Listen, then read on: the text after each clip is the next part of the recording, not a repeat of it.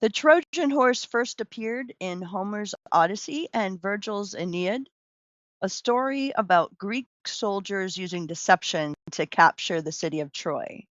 They built a giant wooden horse, hid soldiers inside, presented it as a gift, and waited for the Trojans to wheel it through their own gates.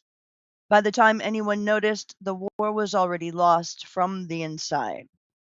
That story is exactly what computer security borrowed from.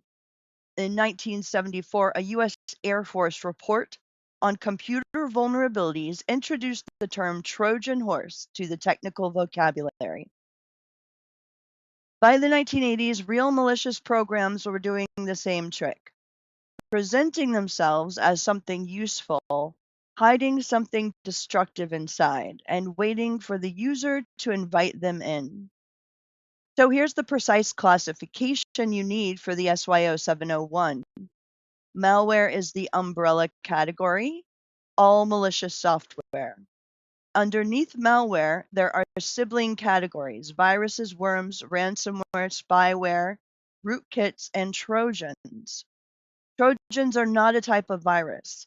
People say Trojan virus all the time. The exam will not. A Trojan is its own category, defined by deception rather than self-replication. 3 properties define a Trojan, and all 3 matter on the exam. First, it requires user execution. Someone has to run it. Second, it does not self-replicate. It cannot copy itself to other systems the way a worm does. Third, it disguises itself as legitimate software to trick the user into running it. Those 3 properties are the contrast pattern the exam tests. If a scenario describes malware that spreads automatically across a network with no user action, that is a worm, not a Trojan. If a scenario describes malware that attaches to existing files and spreads when those files run, that's a virus, not a Trojan.